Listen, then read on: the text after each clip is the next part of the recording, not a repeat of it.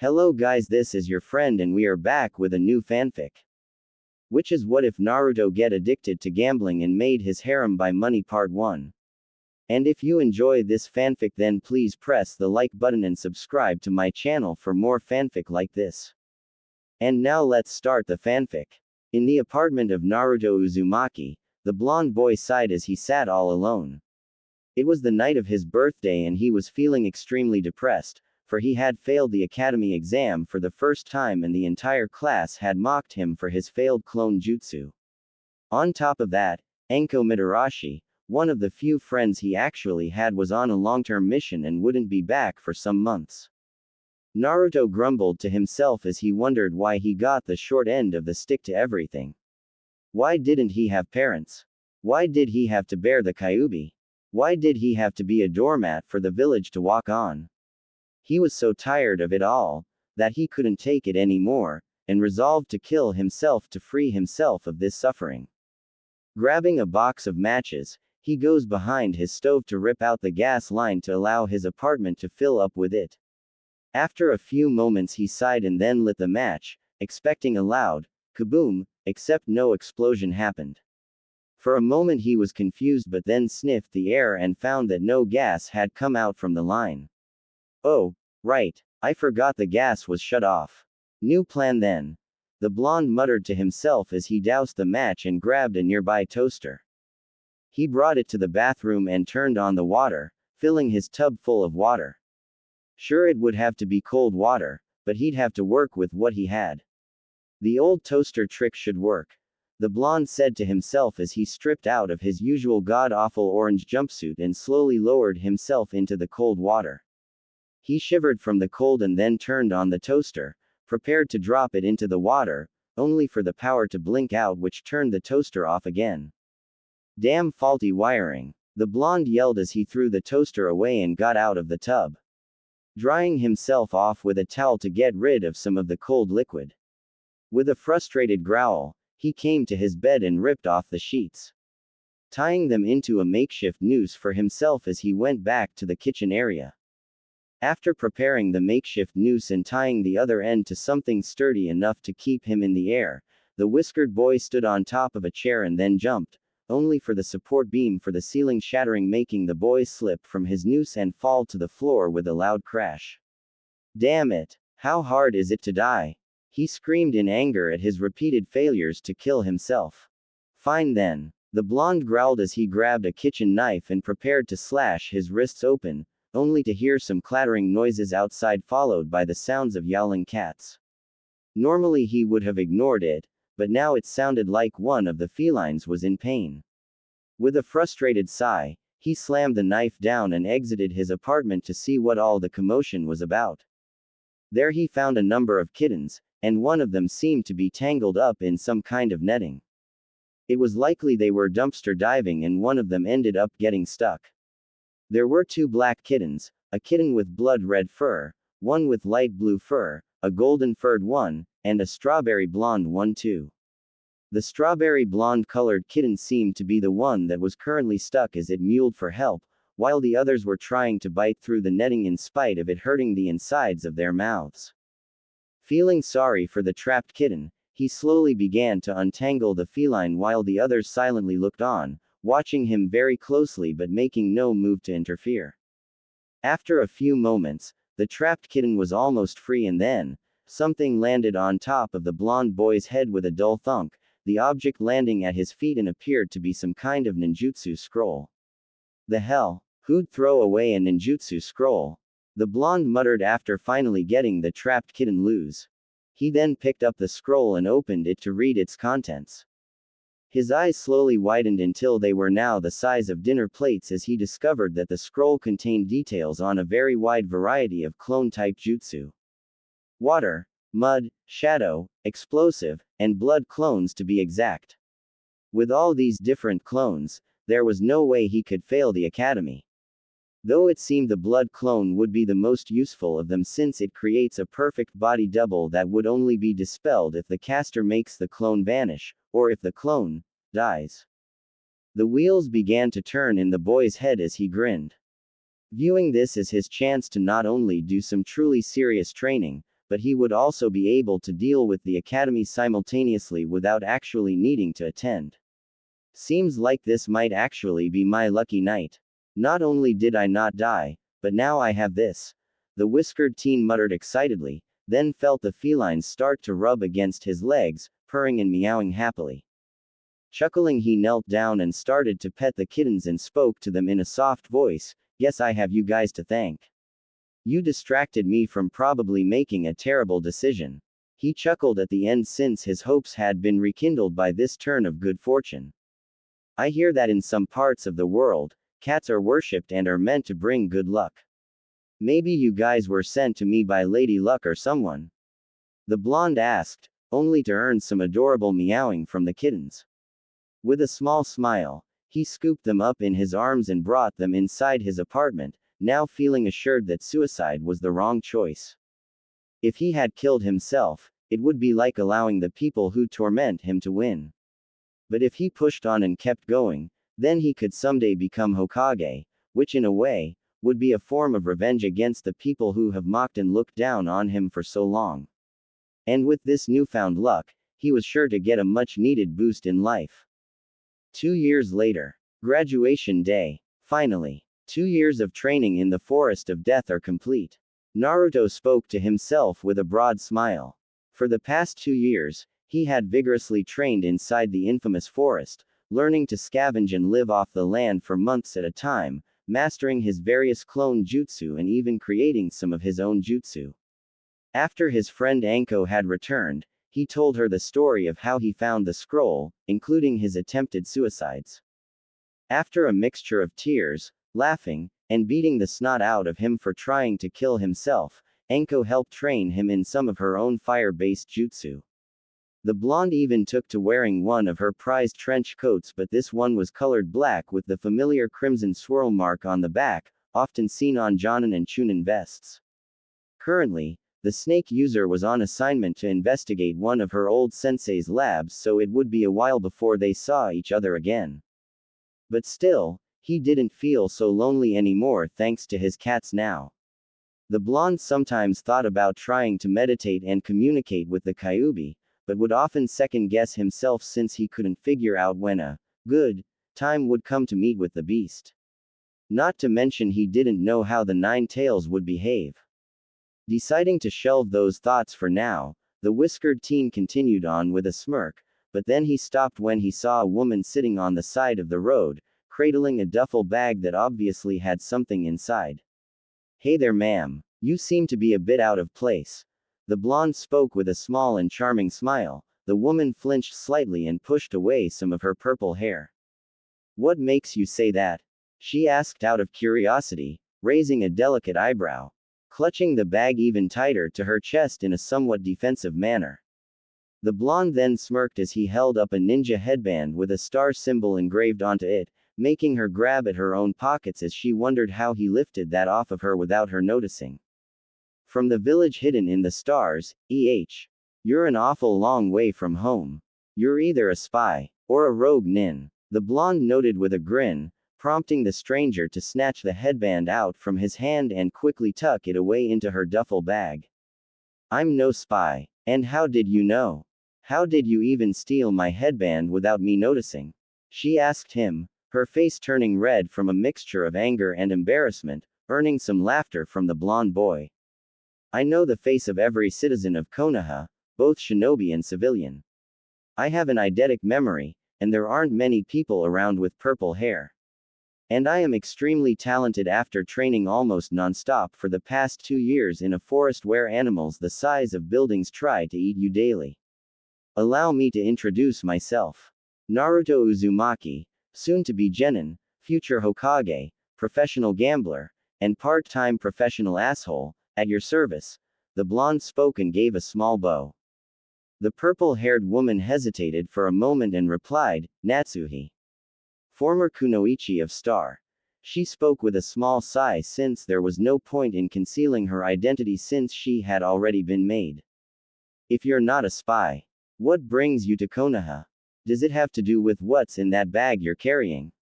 The whiskered teen asked with a cheeky grin, earning a reluctant nod from the purple-haired woman. Yes. But for your safety, I cannot tell you any more than that. Please don't turn me over to the authorities. I'm not doing anything bad. I promise. She spoke, trying to plead with the boy. Dunno. On the one hand, I have a weakness for the fairer and I would hate to bring undue harm to a woman. On the other hand, if what you have with you affects Konoha negatively and I didn't report you, I could get in trouble.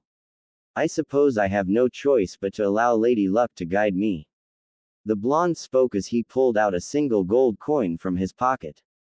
Heads, I leave you alone for now, and buy you dinner after the academy exams. Tails, I'll report you to the Hokage and let him figure out what to do with you. The blonde spoke, but before Natsuhi could protest, he'd already flipped the coin and it had landed in his open palm, revealing. Heads. Have a nice day, Natsuhi-san. Lady Luck smiles on you. I'll be sure to find you for dinner. The whiskered teen said and then walked off towards the academy with a small spring in his step. Wait, how will you even find me? She asked him, finding it odd that he just decided things with a simple flip of a coin. Don't worry about it. I have my ways. Don't skip town or anything. The blonde called out without turning around as he continued on to the academy. All the while whistling a merry tune. As the boy continued to walk down the street, he saw a suspicious-looking man peeping into the women's bathhouse as he giggled perversely, all the while scribbling down in a notebook. Peeping Tom rapist. The blonde shouted, alerting the women inside that they were being watched, and not even a moment later, began chasing the white-haired man across the village. Damn, that felt good to bust a sicko. While it is good to be appreciative of the opposite, one must also respect their privacy when they are bathing or doing other such activities. Now then, Lady Luck, what fortune shall you bring me today? The blonde boy muttered as he rolled the gold coin across his knuckles. Ever since that night, the blonde had been receiving almost unnatural luck, ranging from finding money in the streets, to winning free stuff from walking into stores, free meals from eating establishments and more. And then, without rhyme or reason, he happened upon a golden coin that he took as his good luck charm, and often referring to it and Lady Luck to aid in difficult choices like with that Natsuhi woman. And so far, putting his faith in Lady Luck has treated him very well. His musing was broken when he finally arrived at his old classroom. And was happy to say that he wouldn't be missing it upon graduation. Sure, he had left a blood clone in his place, but he was sure to occasionally drop in and interact with his classmates. And he was certain that Iruka Yumino had it out for him due to his status as the Kyuubi Jinchuriki. The blonde opened the door and all eyes turned to him, several mouths dropping as they looked at his seat, where his blood clone dressed in a horrible orange jumpsuit was sitting. Wah, Naruto. How? What's the meaning of this? Iruka asked in confusion as he looked between the two Narutos. The orange-clad one got up from his seat and gave a salute before snapping his own neck and then melting into a puddle of crimson goo, making numerous fangirls shriek in disgust. That's the meaning. Guess it's high time to explain myself.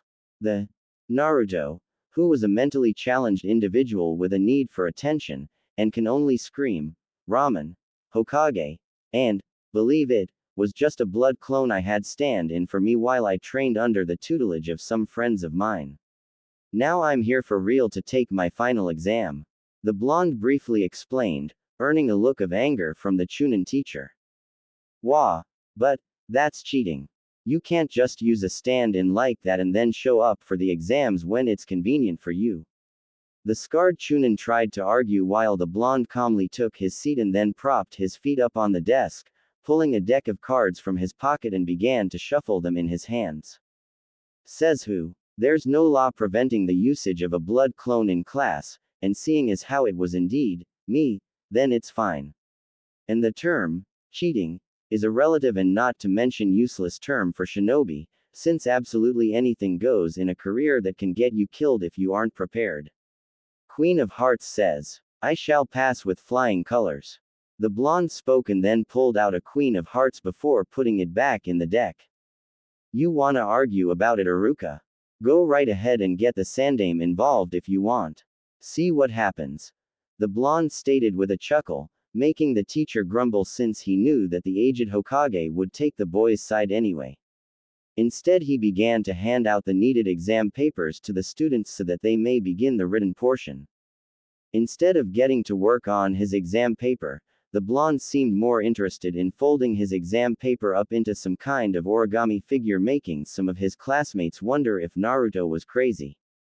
And if the one they were all familiar with was just a clone, what was different about the real Naruto? Hey, Uzumaki, you got cats with you or something? Kiba called out, followed by a small bark from his canine companion, since the two had caught the sense of multiple felines on the blonde's person. And as if on cue, 6 cats came crawling out from the inside of the whiskered teen's coat and sat on his desk. Some of them grooming themselves while the strawberry blonde one flopped on the desk to take a cat nap. The one with light blue fur, however, seemed to be giving the teachers some kind of death glare, almost daring the two to try something. After a few minutes, the blonde boy had created a paper replica of Iruka himself, and then crushed its head between his fingers.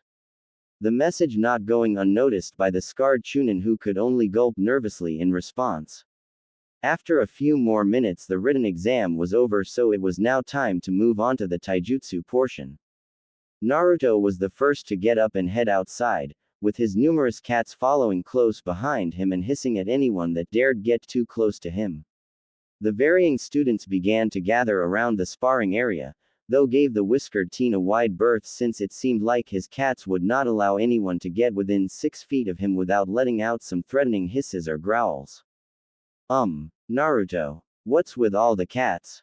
Ino Yamanaka asked with a smile. Sweat dropped since the blue-colored one wearing a military cap kept giving her nasty looks.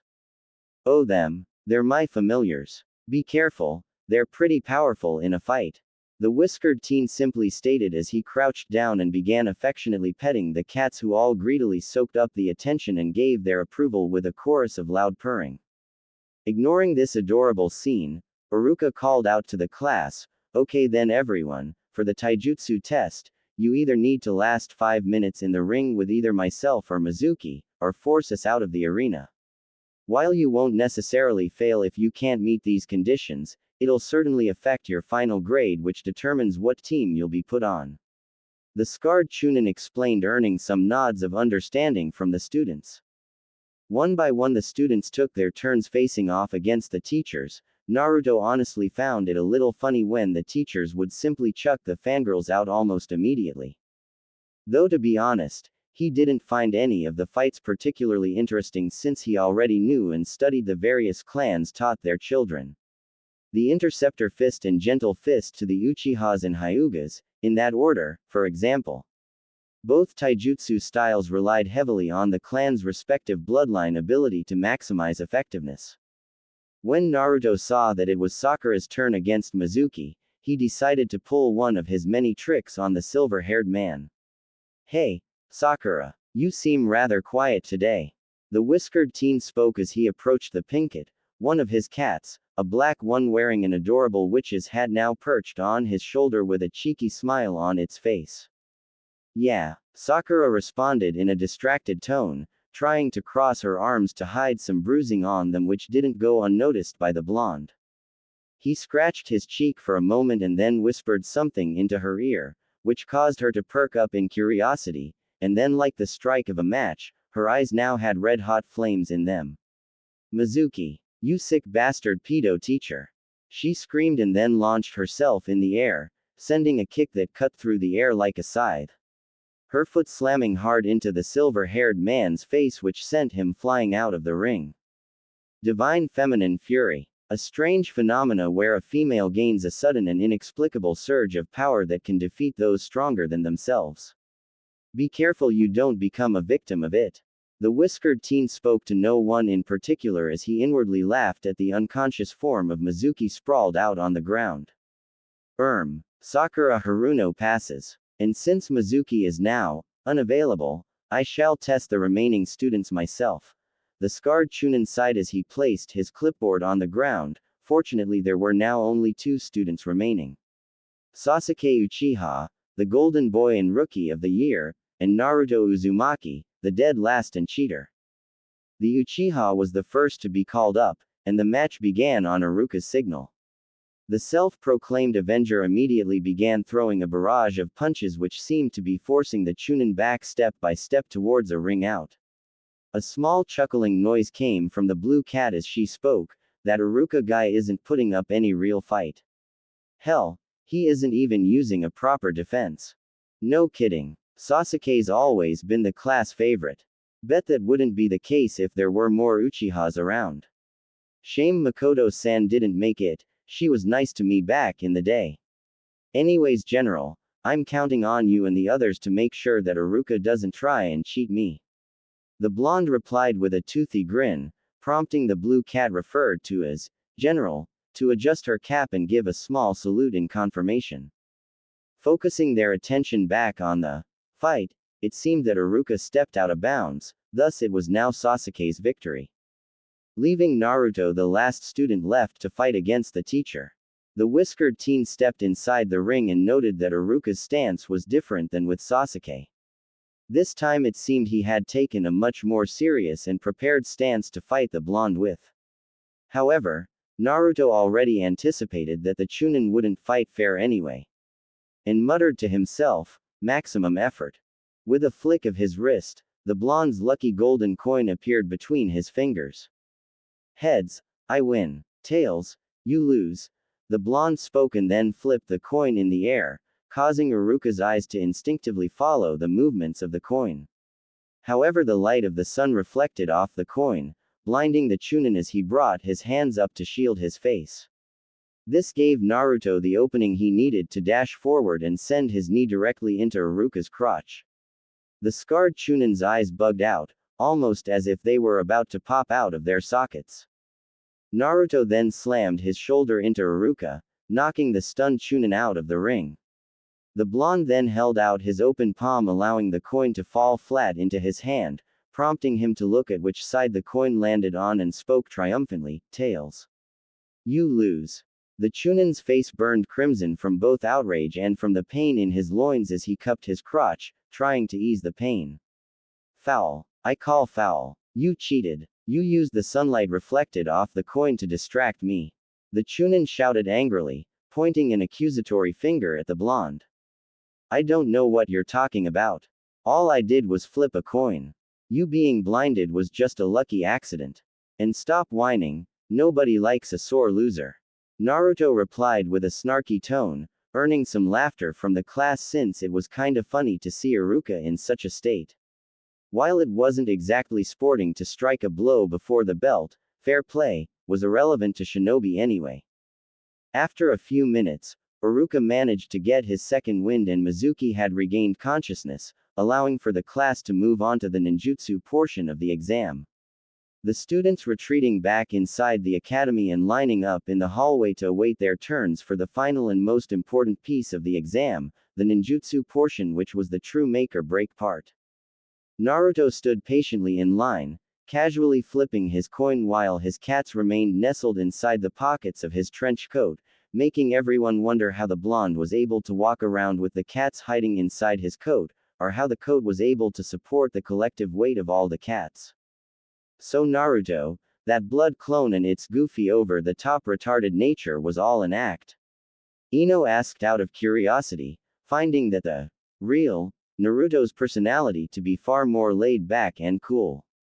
Correct. You ever hear of a long con? I purposefully made the blood clone act like a hapless loser for 2 whole years to establish the ruse that I was a weakling, while I trained under the 4 ice queens of Konoha and within the forest of death. Now that my training has finished, I look forward to moving up, meeting new people and learning new things about being a ninja. The cat lover replied with a chuckle and gave his fellow blonde a small wink, earning a tiny blush from her.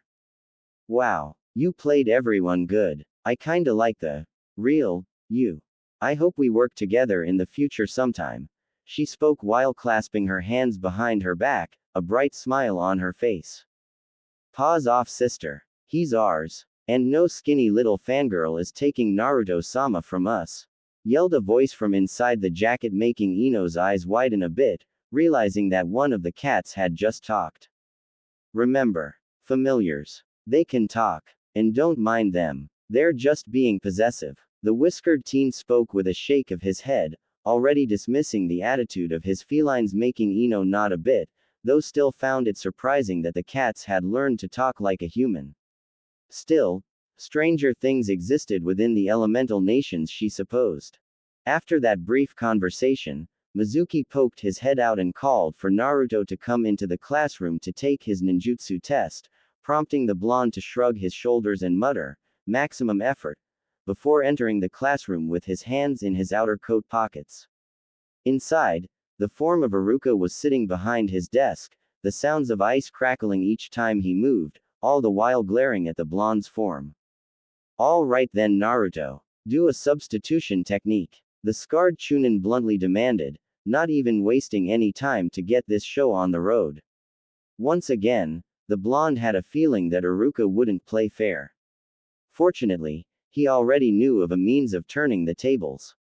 With a snap of his fingers, the blonde vanished in a puff of smoke, and in his place was the Sandaime Hokage, sitting in his chair while reading from a familiar orange book. The aged Hokage then looked up and saw that he was no longer in the normal surroundings of his office. "Wah! Where am I? How the hell did I get here?" Hiruzen blubbered in a fit of confusion, only for Naruto to reappear and tap the aged man on the shoulder, making him jump slightly in his seat. "Chill, old man. I decided to use a substitution jutsu to replace you with myself so that you could bear witness to my victory in the exam," the whiskered teen proudly stated with a grin, the explanation putting the Hokage at ease as he took a deep breath and relaxed himself. "Naruto-kun, you amaze me. Replacing yourself with another person over such a distance is quite an accomplishment with the substitution jutsu. And since I'm here, I might as well bear witness to what comes next." The Sandaime replied with obvious pride in his voice, making the whiskered teen give a victory sign with his fingers. "Okay. Perform a transformation this time," Iruka requested in a more polite tone since the Hokage was now present. The whiskered teen crossed his arms for a moment, wondering what he should transform into. "Any requests? This is an exam, right? Isn't it supposed to be kinda challenging?"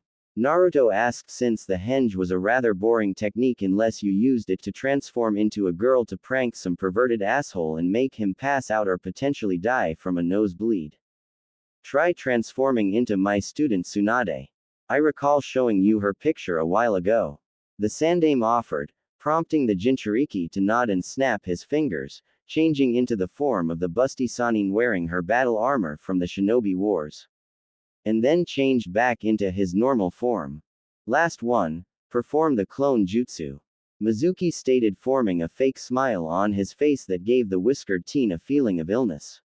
With a sigh, the blonde performed a singular hand sign and spoke, "Shadow clone jutsu," creating at least 20 perfect replicas of himself with their hands lazily clasped behind their heads with some bored expressions. "You fail," was Iruka's response, which seemed far too quick to fly out of his mouth, making the Sandaime raise an eyebrow. "Now just a moment, Naruto-kun just performed a clone technique that even I, the Hokage, have difficulty using due to its high chakra usage. If anything, the boy shouldn't just be allowed to pass but also be labeled Rookie of the Year for mastering a jutsu like that at his young age," Hiruzen stated as he put away his book and gave the Chunin teacher a hardened glare, not liking the man's obvious bias against the boy. "The rules clearly state that in the ninjutsu exam, a student must make a viable set of clones with the basic clone jutsu. Since Naruto didn't use that jutsu, he cannot pass," the scarred Chunin replied coldly, shuffling in his seat, which caused the ice pack to make some more noises at his crotch. Before the Sandaime could protest and flex his authority, Naruto pulled out a book on Konoha laws from seemingly nowhere and began to read from it. Chapter 1, Academy Rules. Page 99, Paragraph 4. Students with advanced chakra reserves are permitted to be taught and use advanced clone techniques in the graduation exam if unable to perform clone jutsu due to their inability to use such small amounts of chakra for this basic jutsu. With both you and Mizuki being academy teachers, you should have known that, the blonde stated at the end, snapping the book shut. "Yes. They should have. Uruka Yumino. Mizuki. You're both fired as academy teachers. You'll be performing gate guard duty for the next 6 months, without pay. And Naruto-kun. You have utterly impressed me the past 2 years with your progress in training under the Ice Queens and the innovative usage of a blood clone replacement, and I am proud to name you an official genin of Konoha and Rookie of the Year. The Sandame announced and took the black headband reserved for the Academy's top rookie. What? You can't just do that. He cheated his way into all this. And you knew he was cheating. Uruka protested angrily, only to shrink in his seat as the Sandame glared at him. And I am the Hokage.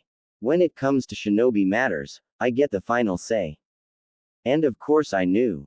Who do you think set Naruto-kun up to train under all 4 Ice Queens for the past 2 years? And I allowed Naruto-kun some leeway to ensure he would grow and learn to be a shinobi through hands-on lessons instead of letting his talents go to waste in a classroom. And I am very pleased to see I made the right choice. And I warn you now, one more misstep, and I will strip you both of your headbands and have you thrown into prison. The Hokage warned them, making the 2 Chunin gulp nervously. Appreciated old man. I look forward to team assignments. Could be fun. The blonde stated as he vanished in a swirl of leaves, making the Hokage shake his head in amusement. In the background, Mizuki was fuming a bit, however a light bulb then blinked over his head as he got an idea. He then grinned as he knew of someone else he could sucker into assisting him. Later. The sun was going down as Natsuhi hid in an alleyway, a cold wind blowing past her making her shiver.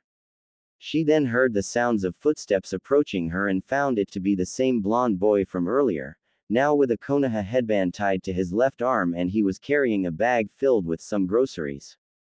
Told you I'd find you. Don't tell me you planned on sleeping in an alley. The blonde boy spoke with a chuckle.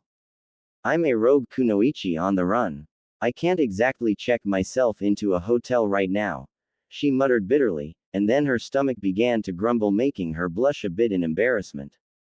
Oh, someone is hungry. Come on. My place isn't too far away.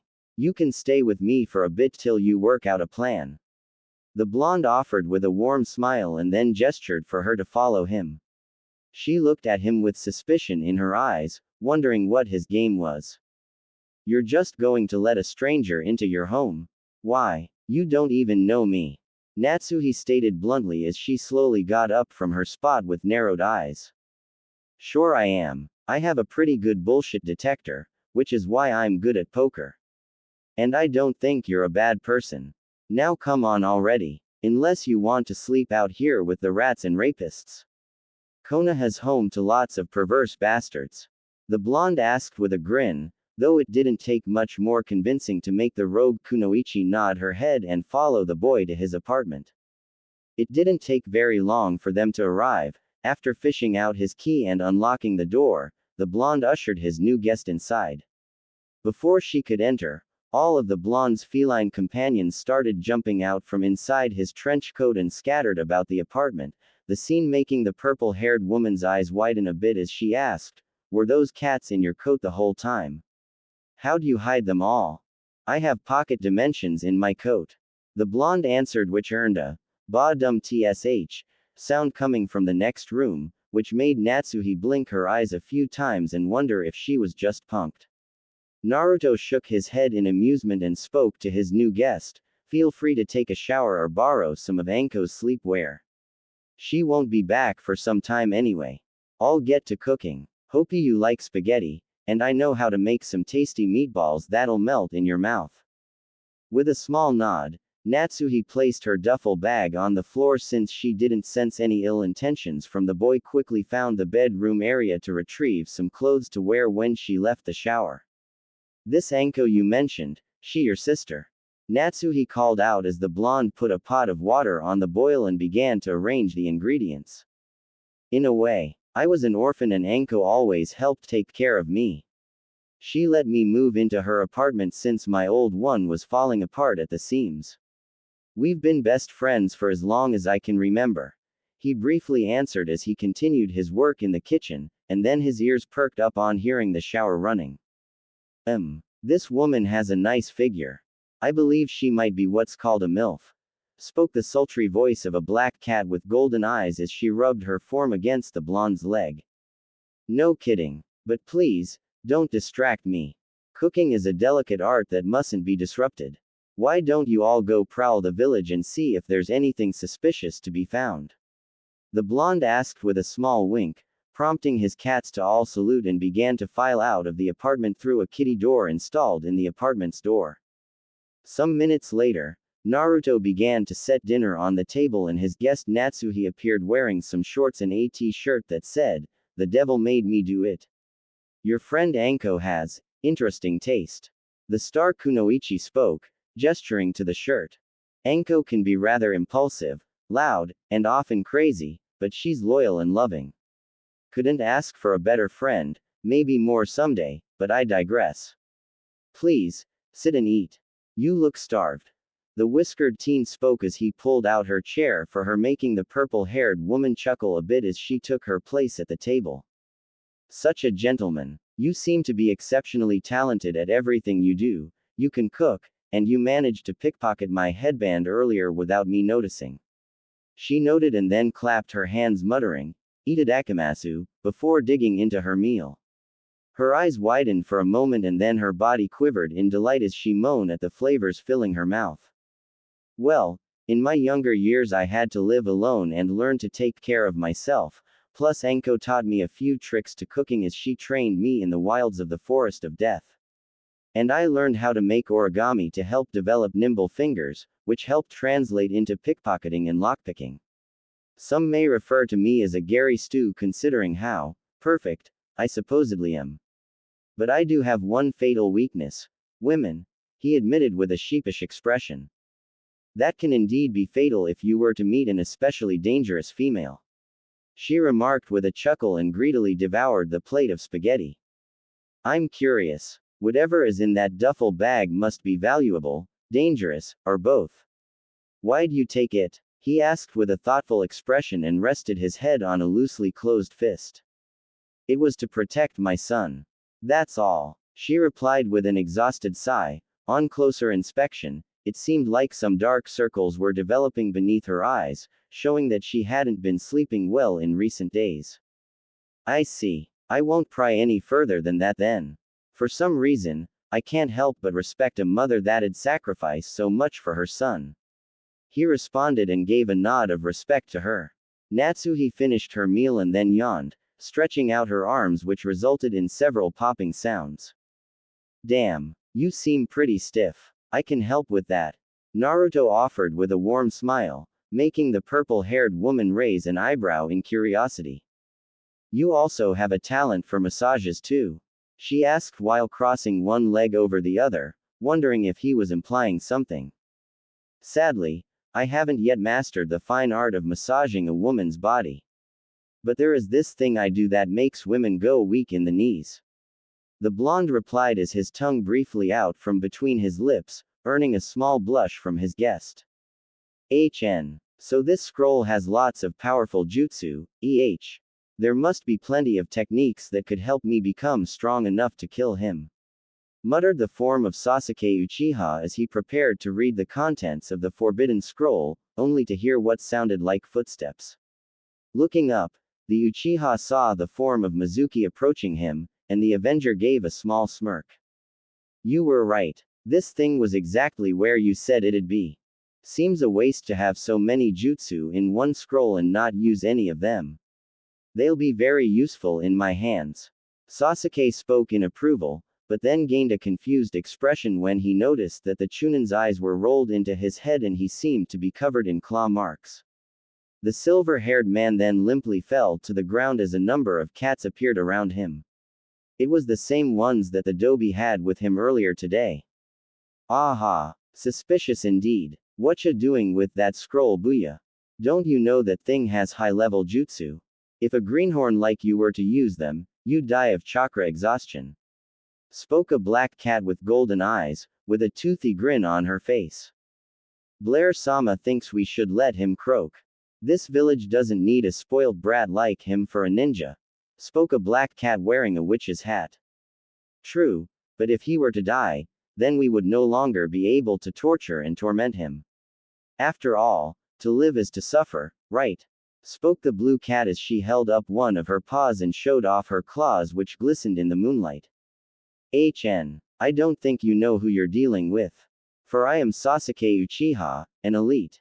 The self-proclaimed Avenger spoke, but was cut off when the crimson cat pounced on his face and began scratching away, making the duck-haired boy scream and yell out in pain.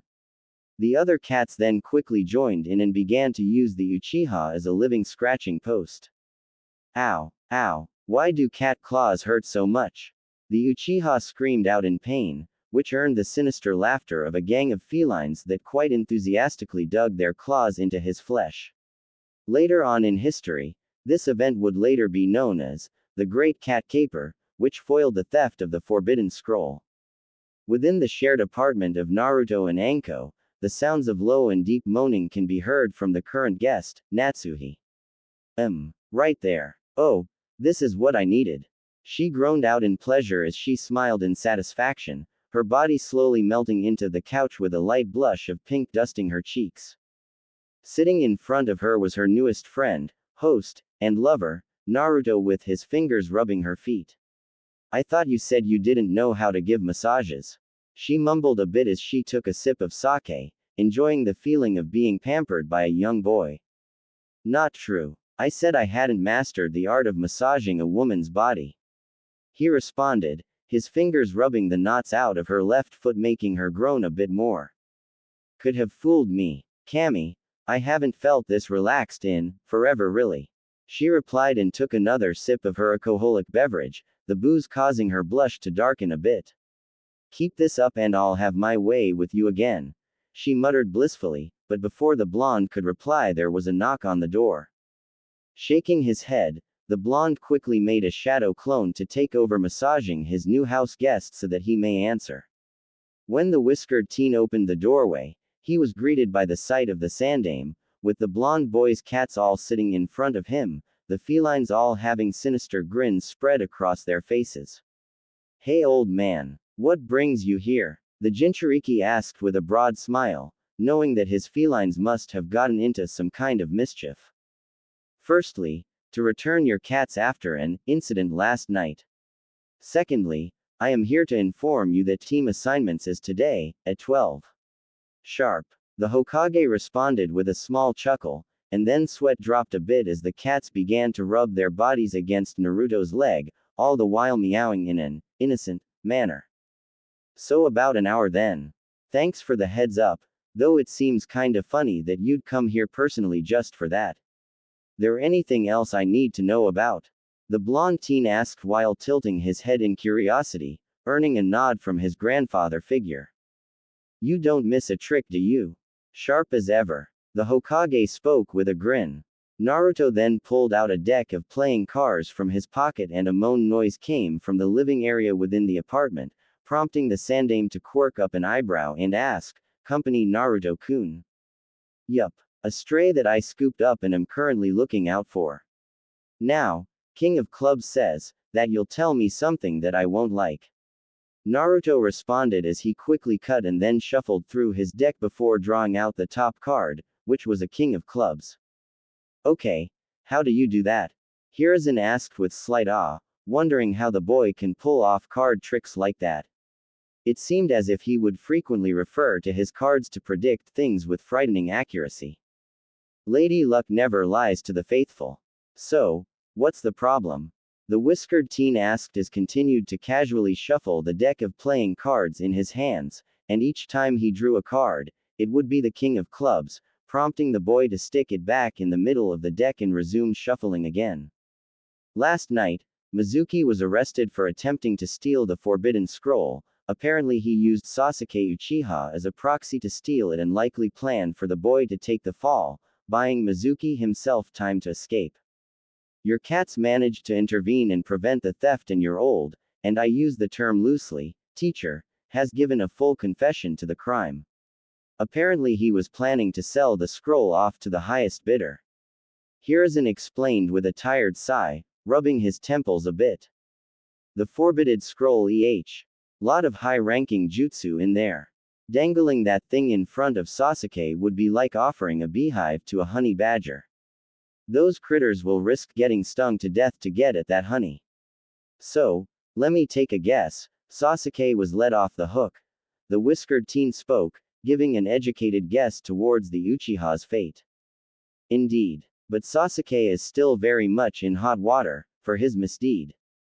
Inoichi also warned me that the boy is quite unstable and very easily a flight risk, and given how easily the Uchiha complied with Mizuki's machinations, I'm inclined to agree. Which is why I warned Team 7's new sensei to keep an eye out for any suspicious behavior from the Uchiha, and I would feel safer still, knowing you're also there to keep Sasuke in line. I'm even willing to put your assistance down as an A- rank mission, for which you'll be appropriately compensated.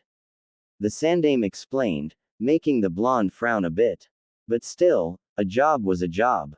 And money was money. And the pay of an A- rank could be rather considerable. And if Sasuke were to go rogue, am I licensed to return him to Konoha dead or alive? The blonde asked with a somewhat sinister smile, which made some of his felines seemingly snicker in delight. Alive would be preferable, but dead is certainly an option as well if the boy doesn't come quietly.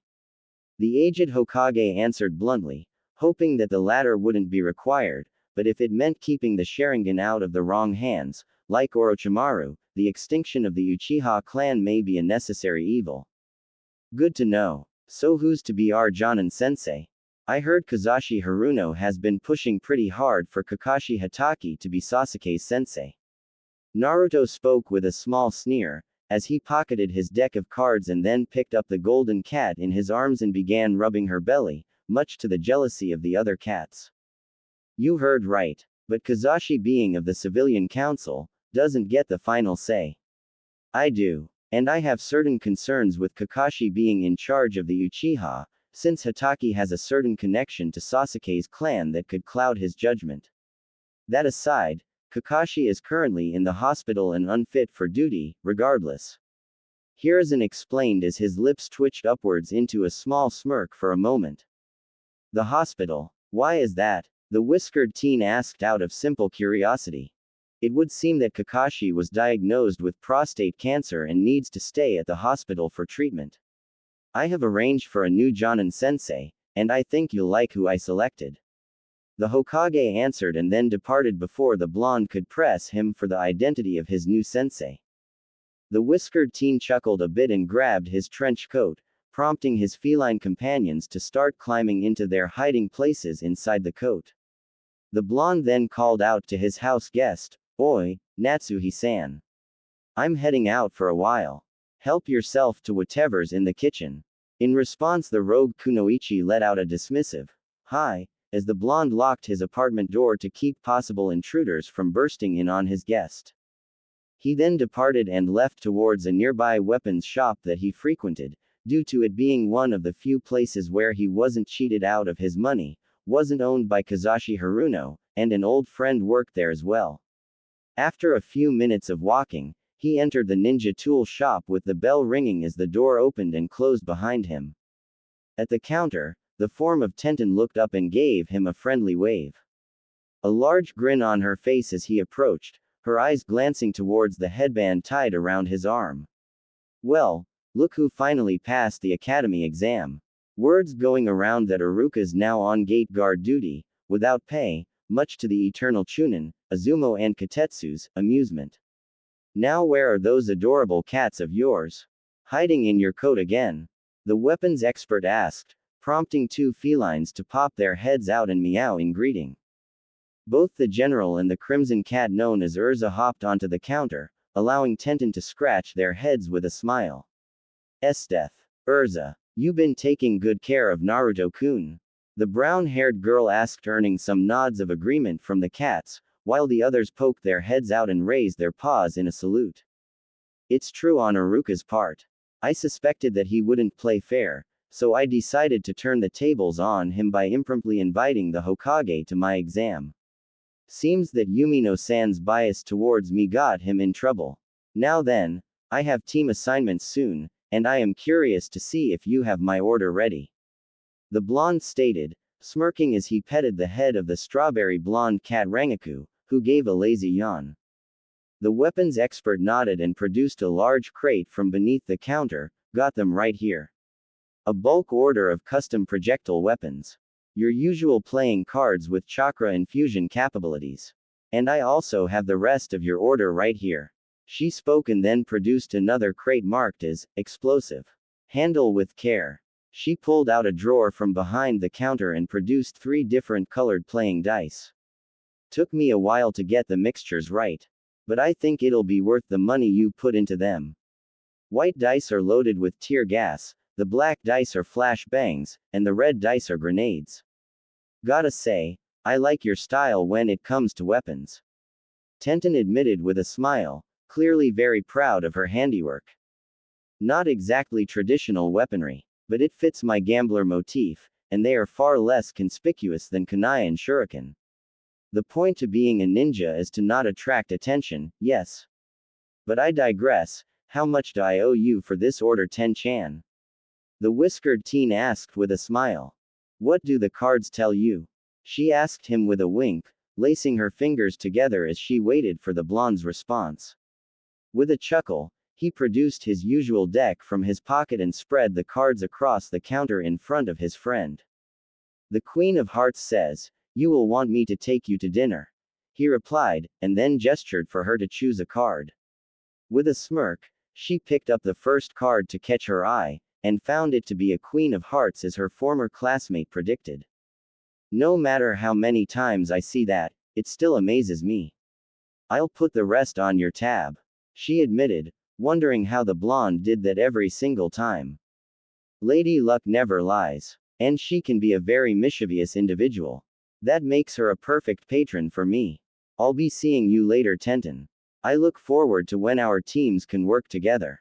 And have a little faith. Katie Luck always provides for her followers. He responded before sealing away the 2 crates into a scroll, and then planted a quick kiss on her cheek before departing with both Urza and the general climbing back into his pockets.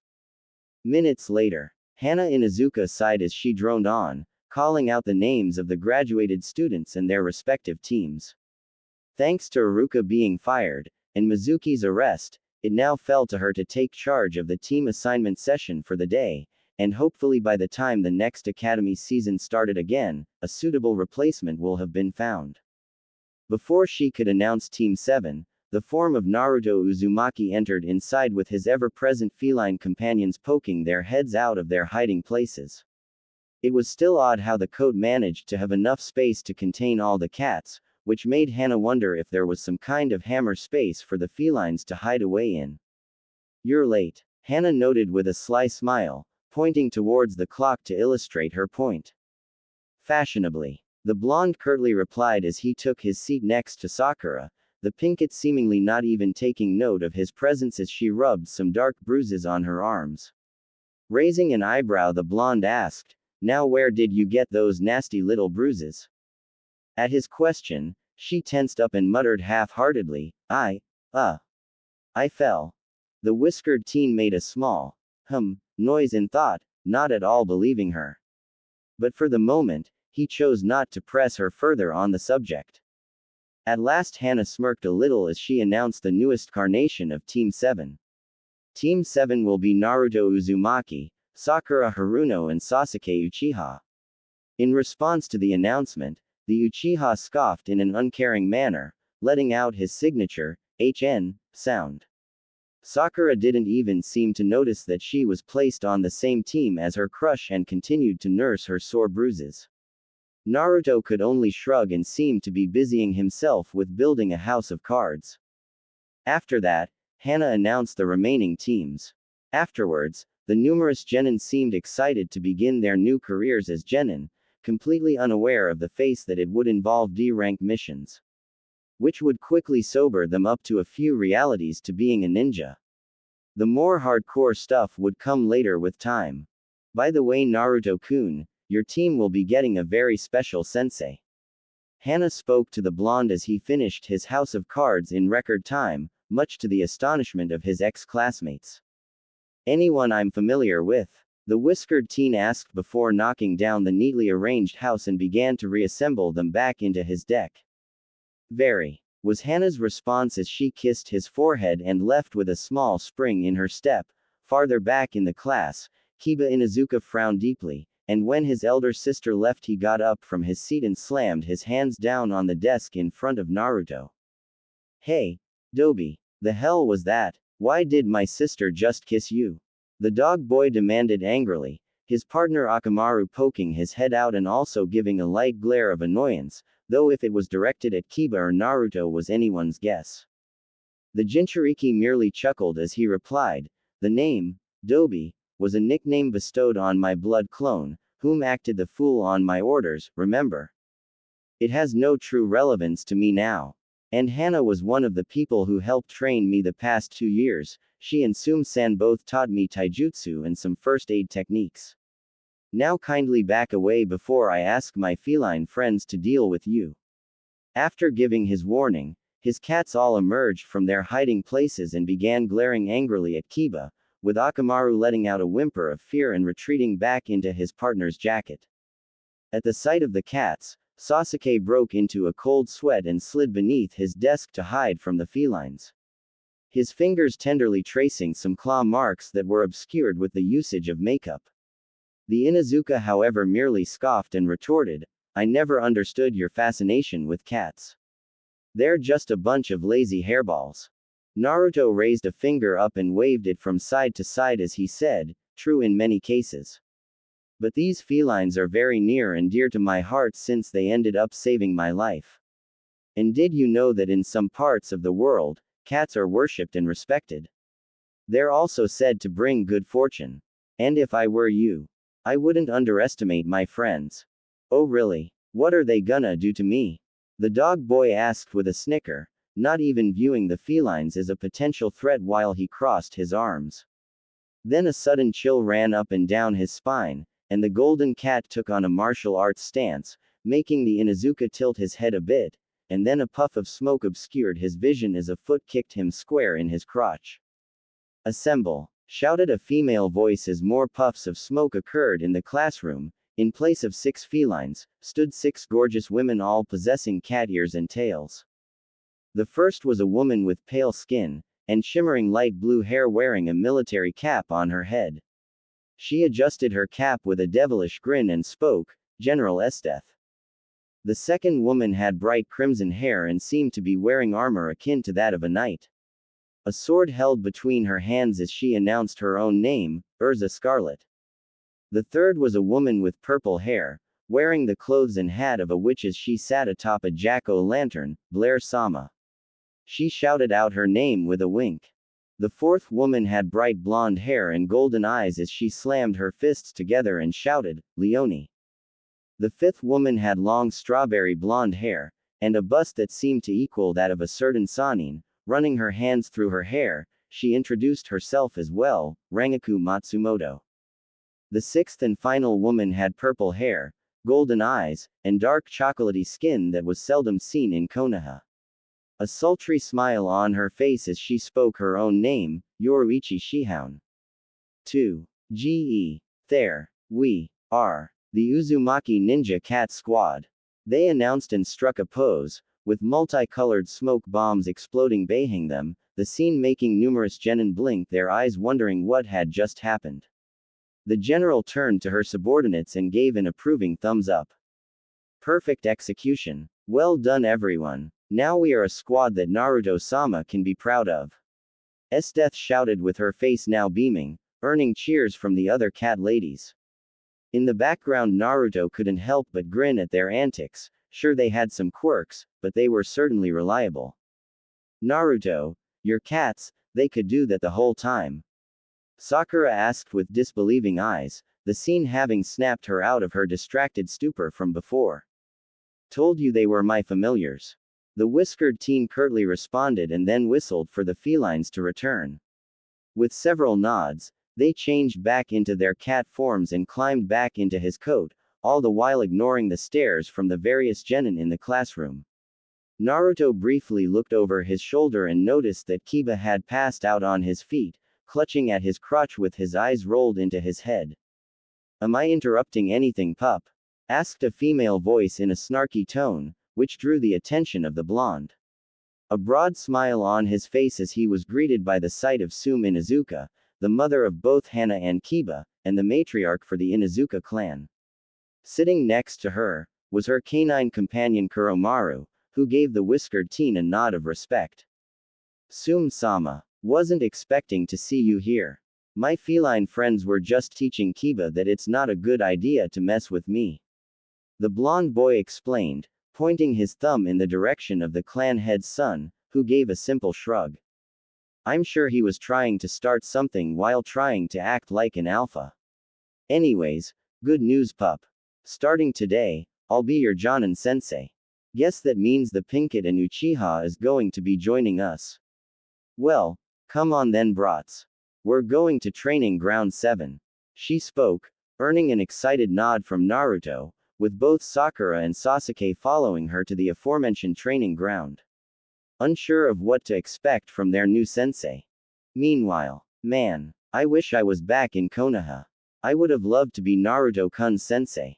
Muttered the form of Anko Mitarashi as she and a group of Anbu were now investigating a laboratory formerly used by her ex-sensei Orochimaru. For some reason, the lab seemed pretty barren and empty, but there was no signs of dust or cobwebs, so he must have frequently visited. Whatever it was that he researched here, it seems he was in a hurry to pack up and leave before Konoha forces arrived. It made her wonder what exactly it was he was trying to hide. Found something. An Anbu called out, pushing aside a large bookshelf that concealed a hidden stairway. The team of ninja then descended down the stairs where an eerie orange light came from below. For some reason, Anko felt a pit form in her gut as she got a terrible feeling, something was very much wrong here. When they reached the bottom of the stairs, the snake mistress gaped in horror. Numerous tubes filled with glowing orange liquid were stationed across the lab, many malformed and hideous creatures gently bobbing up and down inside. One by one, she inspected the containers, and found that all life signs from each one read as negative. Until at last she came upon one tube that held a perfectly shaped humanoid inside, the life signs on this one being labeled as stable. Oh my holy God, this is. She muttered as she fell to her knees, the numerous Anbu removing their masks, revealing their shocked expressions as they stared at the contents of the tube. Somebody call somebody. Anko mumbled as tears leaked down her face at the sight before her. Her hand reaching up and gently touching the glass. Who do we even call? An Anbu asked as he replaced his mask, unsure what to make of this terrifying and wondrous discovery. Everybody, was all the snake mistress could say, her astonished expression quickly shifting to anger. Orochimaru, I don't know what you were planning. But I'll never forgive you for this. Training Ground 7. The newly formed Team 7 was now sitting in front of the trademark stumps of their respective training ground, while Sume Inuzuka and her canine partner looked over their 3 new charges. She already was somewhat aware of Naruto's skill set since she had helped train him, so she needed to look at Sakura and Sasuke's records in the academy. On paper, one would see that Sakura was an academic genius, but on closer inspection it would be easy to see that she had no skills to put her brain to any practical use, plus her taijutsu was rather abysmal to say the least, save for some bursts of divine feminine fury if provoked to bolster her almost non-existent taijutsu skills. The girl's chakra levels were also subpar, though this could allow for easier control which could aid in medical and/or genjutsu type training. But first, the fangirl part of her personality needs to be cut away like a cancer before any real work can be done. Next came Sasuke Uchiha, the so-called golden boy of the academy and a potential candidate for Rookie of the Year. Until the Sandaime bestowed the latter title onto Naruto after his skillful display in the Genin exam. Supposedly, the Uchiha was some kind of prodigy in taijutsu and ninjutsu. However, Sume believed that his skill and potential was overstated and exaggerated by both Iruka and Mizuki. To her knowledge, Sasuke had some training in his clan's taijutsu, the Interceptor Fist, that gave him a clear advantage over the standard academy-taught taijutsu. Plus he already had learned of the fireball jutsu technique, since mastering it was a rite of passage towards becoming an elite, a true shinobi, of the Uchiha clan. Yet another advantage he had gotten earlier on than the other students. While Sasuke may have some potential, his greatest weakness was his ego, his belief in Uchiha superiority and his lack of regard for the thoughts and feelings of others. She would need to keep the self-proclaimed Avenger on a tight and short leash to keep him under control. Especially on the Hokage's orders, given how the boy stole the Forbidden Scroll a bit too eagerly. Suffice it to say, Sum was really gonna have her work cut out for her since she had a particularly unstable team here. Luckily Naruto was present to help provide stability and order if she were absent. All right then, time for a little test. The clan head announced and pulled out a single bell, her canine partner chuckling a bit as he knew that Sum was gonna have some fun with the pups. Test. What's that mean, sensei? We already passed the Genin exam.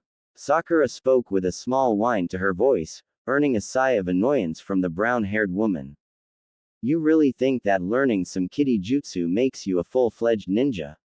Wrong. You just have the potential to become a ninja. Now comes the real test. I don't really wanna waste my time on this, so I simplified things for you pups. All you have to do is convince me to hand over this bell. That's it. Sum announced while giving the bell a little shake, making it jingle. Seems like an overly simplified version of Team 7's trademark bell test, Sum-san. Naruto commented, since he had heard stories from the Sandaime about the bell test which had been performed for each carnation of Team 7, though his statement only earned a shrug from Sum, who didn't seem interested in dragging this out any longer than need be. Unsurprisingly, Sasuke was the first to try his luck as he lunged forward to snatch the bell away, making the matriarch yank her hand back to keep the bell out of his reach. The Uchiha then threw a punch to her midsection, but she swatted his fist away with ease, and then shoved an open palm into his chest to knock him off balance. Sasuke stumbled a bit, but he regained his footing as he crouched low and sent out a kick to sweep out Sum's legs from under her, but she avoided it with a small hop. A bored expression quickly formed on her face as the Avenger kept on trying to land a blow on her, but she thwarted every attempt without ever skipping a beat. Finally, having enough playing around, the Uchiha began going through hand signs to unleash the fireball jutsu he had learned years ago, only to be cut short when Sum sent a quick jab to his throat, closing off his windpipe. Puffs of smoke came from the Uchiha's mouth since he hadn't fully unleashed the jutsu, his hands clutching at his neck as he gasped and wheezed for air, his eyes watering from the plumes of black smoke escaping from his lips until he collapsed to his knees. Sum clicked her tongue in annoyance, then turned her attention over to Sakura and jingled the bell, as if baiting the Pinkett.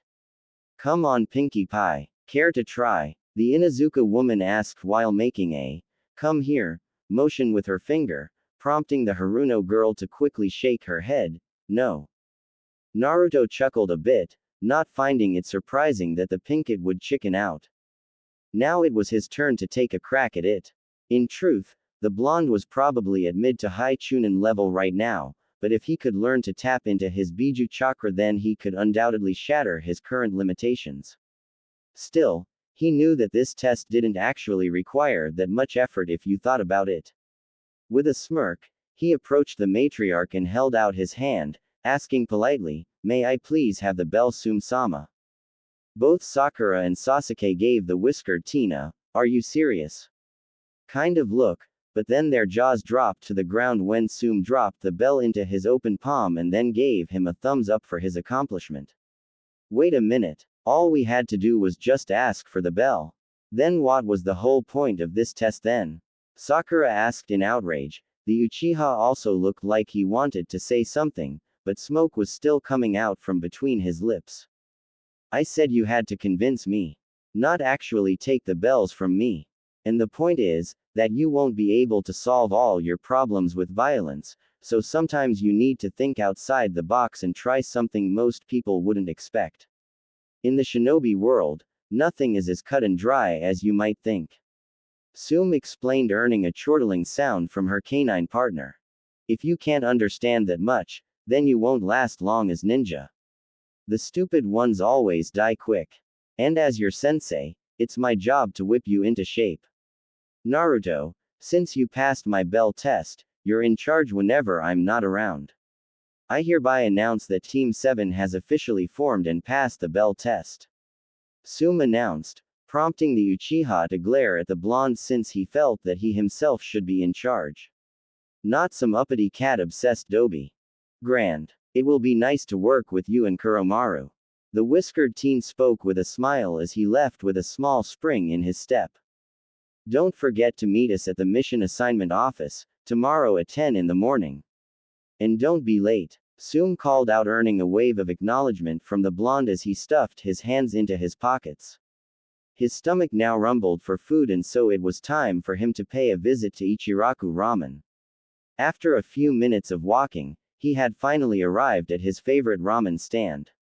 Sure, he yearned to eat other things besides ramen, but it was still nice to have the occasional treat every now and again, especially if one has to suffer the presence of imbeciles like Sasuke Uchiha and any other Uchiha.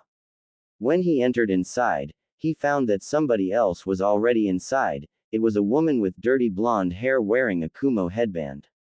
Sitting down next to her, the Ichirakus acknowledged his presence and began making his usual order of ramen, the Uzumaki Deluxe Special.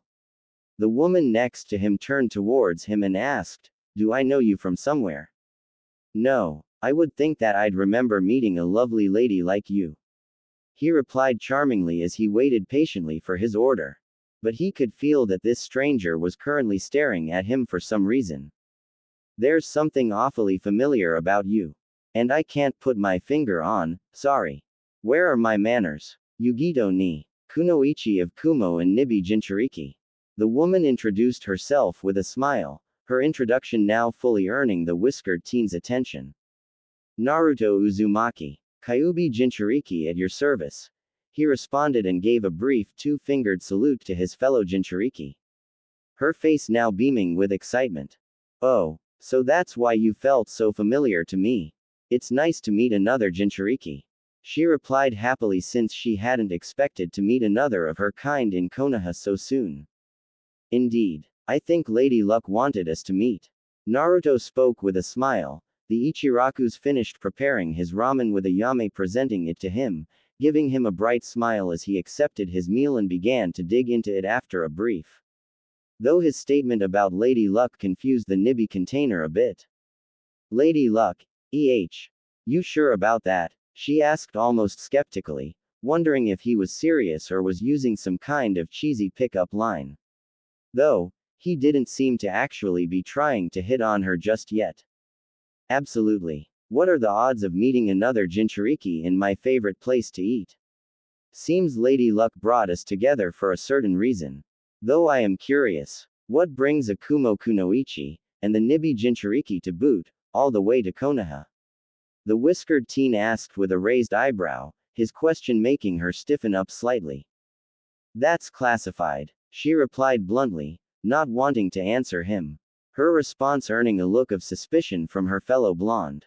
"That's one way to say, mind your own business. Would it have something to do with these pictures?" Naruto asked while holding up some photos of the Hyuga compound, its patrolling guards, and of both Hinata and Hanabi Hyuga, making the Nibi Jinchuriki pale in horror as she patted her clothes widely, wondering how he lifted those off of her without her noticing. Although a certain goddess of flash may have had something to do with it, unknown to Yugito. "Not planning another Hyuga kidnapping, are you? I thought the last time was lesson enough as it was. Guess the message didn't quite get across last time," Naruto explained, referring to the incident when Kumo attempted to kidnap Hinata. "Please. I had no choice, they threatened my sister. Samui. They said they'd do things to her if I didn't cooperate." Yugito tried to explain, her eyes watering with tears that soon spilled down her cheeks, earning a look of sympathy from her fellow blonde. Already guessing those things may have involved rape or something of the like. "Why not report them to your Raikage? I hear that the Yondaime Raikage is hard-headed, but a good guy." Naruto asked with a raised eyebrow, The answer he received was in the form of Yugito sticking her tongue out and exposing a seal placed on it. If I try to report their wrongdoings to the Raikage, that seal will slice out my tongue and I'll end up drowning in my own blood, she explained, earning a nod from the Kyuubi container as he ate his ramen while pondering what to do on the subject. What if you explained the situation to the Hokage, and then he contacts your Raikage? Naruto asked, offering a solution to her predicament. The Nibi container's face lit up since she hadn't thought of that, and then mentally kicked herself for her own stupidity. That could work. But how long does it take to get an appointment with the Sandaime Hokage? Yugito asked, earning a chuckle from her fellow blonde. Why wait? We can just go up to his office. Naruto replied as he finished his ramen and then placed the money he owed onto the counter, plus a generous tip for his favorite ramen waitress. Just like that, she asked, wondering if it was a good idea to burst in on a cage out of the blue as she also paid for her meal and got up from her seat to follow her newfound friend to the Hokage's office. Sure. I do it all the time. I told you Lady Luck brought us together for a reason. Now, let's get going. Naruto spoke and then grabbed the Nibi container by the wrist and started to run towards the Hokage tower with the Kumo Kunoichi trailing behind him as she struggled to keep up with him. Hey, slow down, Yugito called out as she struggled to regain her footing as she was almost being dragged behind the whiskered teen. From inside her seal, the Nibi herself was chuckling and muttered, I like him kitten. He smells like cats and foxes. And he seems to be a caring and considerate person. I think you should follow him to his apartment and thank him for his assistance by rocking his world. The Nibi's words earned a blush on Yugito's face as she tried to ignore her tenant's pervy antics, only to find herself being yanked upwards as Naruto leapt high into the air, taking her with him. My friend made a guy, taught me this one. Dynamic entry. The blonde yelled out as he proceeded to kick out the window of the Hokage. You're crazy. Yugito screamed out as she covered her eyes, knowing this was not going to end well. 2 minutes earlier. Hokage office. What do you mean that Kakashi is not Team 7 sensei? Asked the form of Kazashi Haruno with a scowl, his arms crossed over his chest as he tried to stare down the Sandaime. Hiruzen sighed tiredly as he continued to file paperwork, on top of having to deal with the pink-haired man's whining. Last I checked, you're of the Civilian Council. And I, as the Hokage, get the final say on shinobi and village matters. Besides, it couldn't be helped. Kakashi is in the hospital for treatment of prostate cancer, and I had to find somebody else on short notice. Sume was fortunately gracious enough to take the position. The Sandaime answered in stern tone, growing increasingly annoyed at the ex-shinobi for his attitude and acting like he was in charge of things. We agreed that Kakashi was to train the Uchiha. Kazashi growled out, throwing his hands up in anger before crossing his arms yet again. We agreed on nothing. I said that I'd give it some thought. And frankly, I feel better that Sasuke is under the supervision of someone with no emotional attachments to the Uchihas. Kakashi's connection with his late teammate Obito could easily get in the way of his judgment. The Sandaime retorted with increasing anger, almost feeling the urge to call for his Anbu guard to throw the bum out.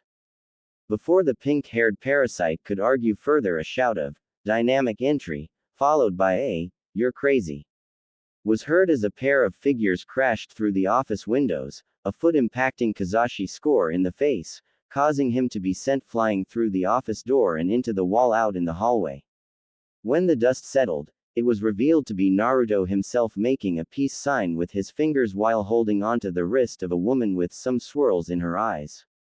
Did I hit somebody? The blonde boy asked as he looked at the form of Kazashi and found the pink-haired man to still be breathing. Oh, so that's who I hit. Good, was worried I actually hit somebody important. Lady Luck smiles on me again. The whiskered teen spoke as he scratched the side of his cheek. Hiruzen, however, was relieved at the interruption, though he wished the boy hadn't smashed his way through the windows. The Sandaime now somewhat regretted letting the boy learn some of Guy's techniques, though it was definitely worth it to see Kazashi getting kicked in the face like that. Ah, Naruto my boy, welcome, what can I do for you? And who's the lovely lady you brought with you? The Sandaime asked, noticing that the newcomer had a Kumo headband. This is Yugito ni Kumo's Nibi Jinchuriki. I kidnapped her and am planning to hold her for ransom. Naruto briefly answered, earning a nod from the Sandaime, until it clicked in his mind the boy's exact words. Making the Hokage slam his hands against the desk and scream, "Are you serious?" "Nah, not in the slightest. Was just messing with you." Naruto replied back with a small laugh, which earned a sigh of relief from the Sandaime as he set himself back into his seat and lit his favorite pipe. Good grief. Don't go saying weird things like that. Being Hokage is stressful enough as it is. And here you are making bad jokes to kill me with a heart attack. Hiruzen grumbled in a joking tone as he rubbed his temples. After this exchange, Yugito managed to catch her second wind and got her bearings. Dusting herself off before bowing to the Sandaime. Hokage-sama, I'm sorry for the intrusion. But, I need your help. My sister is unknowingly being held hostage by Kumo's shinobi council, and they have tasked me with kidnapping either Hinata or Hanabi Hyuga. Yugito spoke, quickly explaining her situation and then urging Naruto to show the photographs that he had stolen from her earlier. The whiskered teen neatly laying out the pictures on the desk for Hiruzen to see as he registered her words. You are a brave young woman to come to me like this. I take it that Kumo's shinobi council must be Sandaime Raikage loyalists, yes? That was a much darker chapter in Kumo's history. But why come to me? Why not report them directly to your Yondaime? Hiruzen asked with a raised eyebrow as he took a drag from his pipe. The answer he received was Yugito sticking out her tongue, showing the seal placed on it. Barbarians. Hiruzen muttered angrily at the fact that a kunoichi was being taken advantage of and used against her will like this. I'll send word to the Yondaime Raikage and alert him of the situation. We can discuss things more in depth on his arrival. I appreciate you coming directly to me so that another incident can be avoided. Naruto-kun, would you be so kind as to take this young woman to your home? I think she would feel more comfortable in the protective custody of a fellow Jinchuriki. He asked, earning a nod of agreement from the Kyuubi Jinchuriki. Would be my pleasure. That okay with you, Yugito-san? The blonde boy asked, prompting the Nibi container to nod her head, yes. If it isn't too much trouble. Then, yes, I'd be glad to. She replied and quickly followed him out of the office so that they may head to his apartment. Great. Hope you don't mind having another roommate. I have somebody else staying there too. Her name is Natsuhi, I think you'll like her. Naruto replied as he guided her to his home, in a much more gentle manner than before. Upon leaving, the form of the Anbu Neko appeared and gave Kazashi a sideways glance before entering the office. Guy or Naruto-kun? She asked, pointing a thumb in the pink-haired man's direction, whose body was occasionally twitching. It was Naruto-kun this time. And don't bother calling medics. Now, what needs my attention, Neko-san? The Sandaime asked, gesturing to the folders in her hands which likely contained sensitive information for his eyes only. Enko Mitarashi reported on her discoveries at Orochimaru's hidden lab. She is on her way now with one of the specimens. And she says that you must see it for yourself to believe it. Secondly, in Wave Country, Gato is hosting a high-stakes poker tournament with a 5 million ryo buy-in. It is suspected that Gato is rigging the game in his favor, so that he may use the funds to aid Oto. Our sources also have reason to believe that Orochimaru himself is strongly involved with Oto and is likely doing business with Gato himself. Neko reported and then gave the files over to the Hokage for him to read over. I see, this is troubling. But, I think I have just the ninja for this job. Hiruzen stated with a grin, earning a nod of agreement from the Anbu since they both knew of a certain someone who claimed to have Lady Luck in his corner, who so happened to be a skilled card player just as well.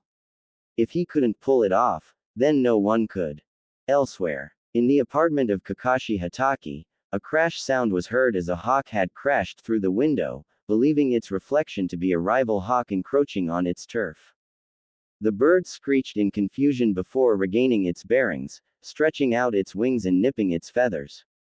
The bird then took off and flew out the window back into the open skies. Unknown to the bird, there was a photograph stuck in its talons. A picture of Kakashi and his team when he was still a student of the Yondaime. Suddenly the picture slipped off the hawk's talons and was blown away by a powerful gust of wind that continued to carry the picture far, far away out from Konoha,